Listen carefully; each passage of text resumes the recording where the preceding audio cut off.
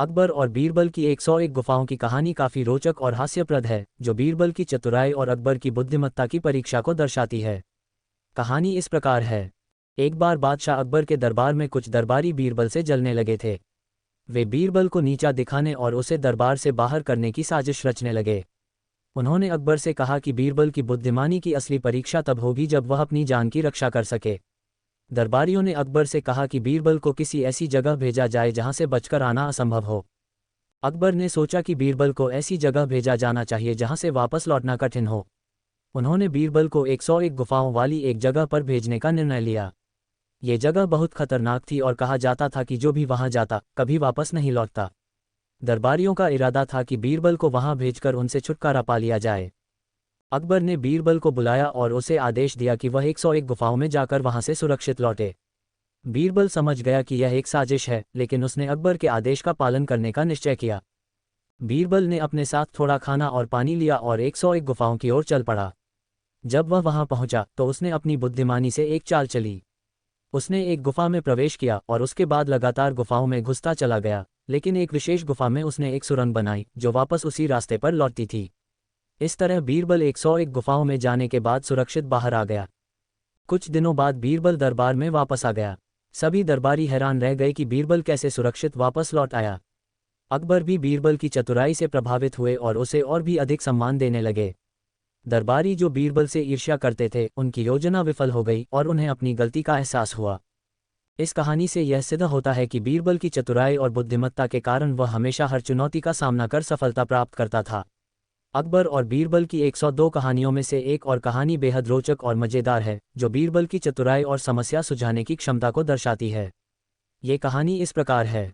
तारांकन तारांकन कहानी, बीरबल का न्याय। तारांकन तारांकन।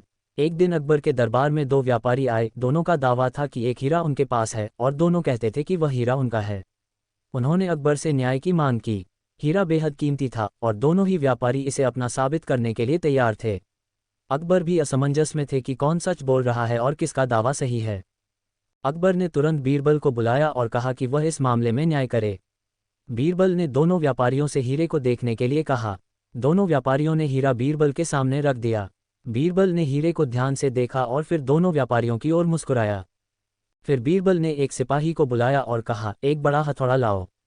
मैं इस हीरे को दो हिस्सों में तोड़ देता हूं और दोनों व्यापारियों को एक एक हिस्सा दे देता हूं ताकि दोनों को बराबर हिस्सा मिल सके। ये सुनकर एक व्यापारी चुप रहा, लेकिन दूसरा व्यापारी घबरा गया और जोर से चिल्लाया, नहीं, कृपया इस हीरे को मत तोड़िए। ये हीरा मेरा नहीं है। इसे इस व्यापारी को दे दीजिए। मैं अपनी हार मानता हूं, लेकिन हीरा नष्ट मत करिए। बीरबल ने तुरंत हीरे को उस व्यापारी को दे दिया जिसने हीरे को बचाने की कोशिश की थी और कहा, यह हीरा आपका है, क्योंकि केवल असली मालिक ही इसे नुकसान से बचाने की कोशिश करेगा। अकबर बीरबल की न्यायप्रियता और चतुराई से बहुत प्रभावित हुए और उन्होंने बीरबल की तारीफ की। गलत दावा करने वाले व्यापारी को दंडित किया गया। इस कहानी से यह सीखने को मिलता है कि सच्चाई की पहचान करने के लिए कभी कभी परोक्ष रूप से सवाल पूछना या स्थिति को उलझाकर असली बात का पता लगाना जरूरी होता है। बीरबल की चतुराई ने फिर से साबित कर दिया कि वह अकबर के दरबार का सबसे बुद्धिमान और न्यायप्रिय सलाहकार था। अकबर और बीरबल की कहानियों में हर एक कहानी बीरबल की बुद्धिमानी और चतुराई का एक नया रूप दिखाती है। यहाँ 130वीं कहानी के रूप में एक और मज़ेदार किस्सा प्रस्तुत है। तारांकन तारांकन कहानी, बीरबल की खिचड़ी। तारांकन तारांकन। एक बार सर्दियों के मौसम में अकबर और बीरबल नदी किनारे टहलने गए। ठंड इतनी थी कि लोग घरों से बाहर निकलने से डर रहे थे। उसी समय अकबर के मन में एक विचार आया। उन्होंने बीरबल से कहा, क्या कोई व्यक्ति इस ठंड में पूरी रात नदी के ठंडे पानी में खड़ा रह सकता है? अगर कोई ऐसा कर सके तो मैं उसे इनाम दूंगा। बीरबल ने कहा, जहांपनाह, हाँ, लोग अपनी इच्छा शक्ति से बहुत कुछ कर सकते हैं। मुझे विश्वास है कि कोई न कोई ऐसा जरूर कर सकता है। अकबर ने दरबार में घोषणा करवा दी कि जो व्यक्ति पूरी रात नदी के ठंडे पानी में खड़ा रहकर उसे सहन कर सकेगा, उसे भारी इनाम दिया जाएगा। एक गरीब आदमी ने यह चुनौती स्वीकार की। वह रात भर नदी के पानी में खड़ा रहा और अगली सुबह दरबार में आकर अकबर को अपनी जीत की सूचना दी। अकबर ने उससे पूछा कि उसने इतनी ठंड में कैसे रात गुजारी। गरीब आदमी ने जवाब दिया, जहांपनाह, मैंने दूर महल में जलते हुए दिए की ओर देखा और उसी की रोशनी ने मुझे प्रेरित किया कि मैं ठंड सहन कर सकूं। ये सुनते ही अकबर बोले, इसका मतलब तुमने दिए की गर्मी से खुद को गर्म रखा, इसलिए तुम्हारी ये परीक्षा पूरी तरह से निष्पक्ष नहीं रही। तुम्हें इनाम नहीं मिल सकता। बेचारा गरीब आदमी बहुत दुखी हुआ और उसने यह बात बीरबल को बताई। बीरबल ने अकबर को सबक सिखाने का निश्चय किया। अगले दिन बीरबल दरबार में नहीं आया। अकबर ने उसका इंतजार किया लेकिन वह नहीं आया। जब अकबर ने उसके घर पर सिपाही भेजा तो सिपाही ने लौटकर कहा, जहांपनाह, बीरबल कह रहा है कि उसकी खिचड़ी अभी पक रही है। अकबर को यह सुनकर आश्चर्य हुआ और उन्होंने खुद जाकर देखने का फैसला किया। जब अकबर बीरबल के घर पहुंचे तो उन्होंने देखा कि बीरबल ने एक बहुत बड़ा बर्तन जमीन पर रखा था और बर्तन से काफी ऊपर एक पेड़ की डाली पर आग जल रही थी। अकबर ने हैरान होकर पूछा, बीरबल, तुम इस तरह खिचड़ी कैसे पका सकते हो? आग तो बर्तन से इतनी दूर है। बीरबल ने मुस्कुराते हुए कहा, जहांपनाह, जैसे एक आदमी ने दूर जलते दिए की गर्मी से रात भर ठंडे पानी में खड़े होकर ठंड को सह लिया, वैसे ही मेरी खिचड़ी भी इस दूर की आग से पक सकती है। अकबर बीरबल की बात समझ गए और उन्होंने अपनी गलती स्वीकार कर ली। उन्होंने उस गरीब आदमी को बुलाकर उसे इनाम दिया और बीरबल की बुद्धिमानी की फिर से तारीफ की।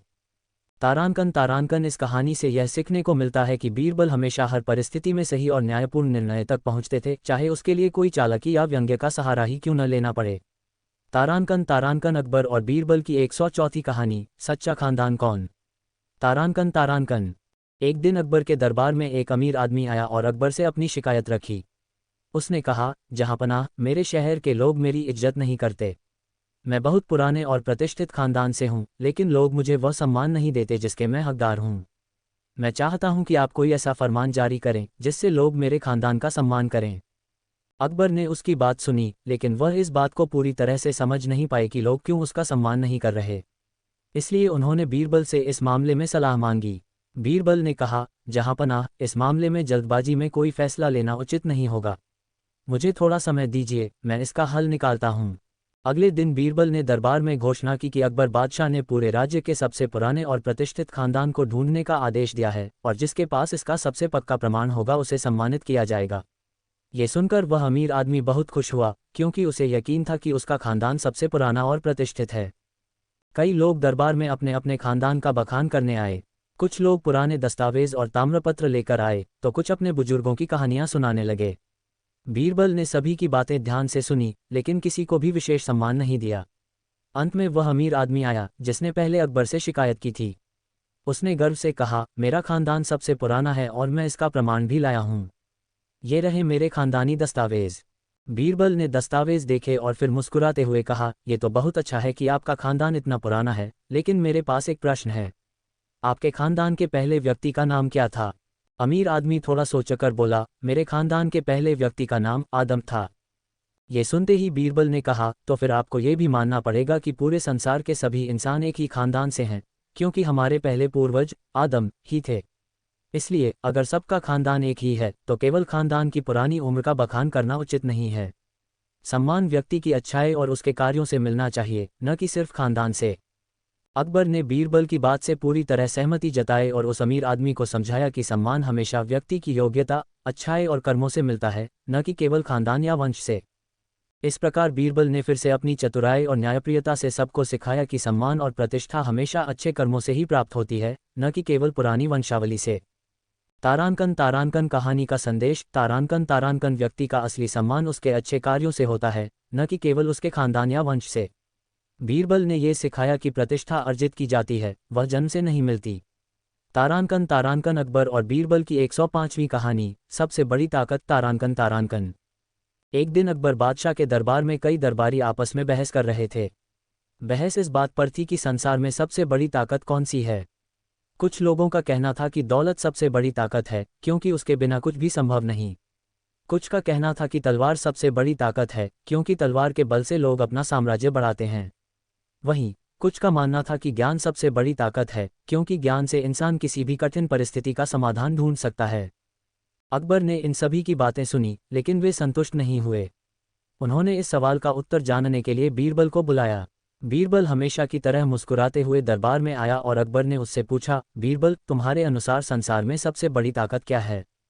बीरबल ने थोड़ा सोचकर कहा, जहांपनाह, मेरी नज़र में संसार में सबसे बड़ी ताकत है तारानकन औरत की बुद्धिमानी। तारानकन।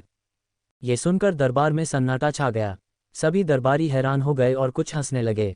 वे बीरबल की बात से सहमत नहीं थे और उन्होंने सोचा कि बीरबल इस बार शायद गलत कह रहा है। अकबर ने भी उत्सुकता से पूछा, बीरबल, तुम्हें ऐसा क्यों लगता है कि औरत की बुद्धिमानी सबसे बड़ी ताकत है? ये कैसे संभव है?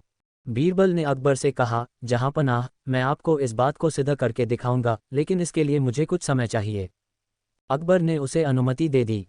कुछ दिनों बाद बीरबल ने एक योजना बनाई। उसने अकबर के मंत्री की पत्नी को अपने विश्वास में लेकर एक नाटक रचा। अकबर के सबसे प्रमुख मंत्री की पत्नी ने एक दिन अकबर के सामने आकर रोते हुए कहा, जहांपनाह, मेरा पति मुझे छोड़कर किसी और औरत के साथ रहने की योजना बना रहा है। मैं क्या करूं? अकबर हैरान रह गए। उन्होंने तुरंत मंत्री को दरबार में बुलाया और उससे सवाल किया, क्या ये सच है कि तुम अपनी पत्नी को छोड़ने की योजना बना रहे हो? मंत्री बहुत परेशान हो गया और उसने कहा, नहीं जहांपनाह, ये बिल्कुल झूठ है। मैं अपनी पत्नी से बहुत प्यार करता हूं और ऐसा कभी नहीं करूंगा। लेकिन अकबर ने उसकी पत्नी की बात पर विश्वास किया और मंत्री को दंड देने का आदेश दिया। मंत्री कुछ भी नहीं कर पा रहा था, क्योंकि उसकी पत्नी ने अकबर के सामने ऐसा कहा था और वह अपनी पत्नी के खिलाफ कुछ नहीं बोल सकता था।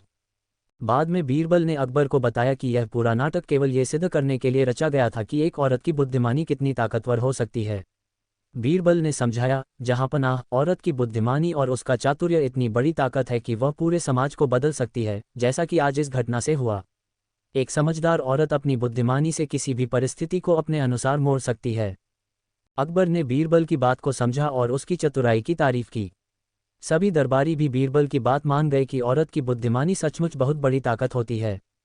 तारांकन तारांकन कहानी का संदेश। तारांकन तारांकन, औरत की बुद्धिमानी और उसका चातुर्य संसार की सबसे बड़ी ताकत हो सकती है।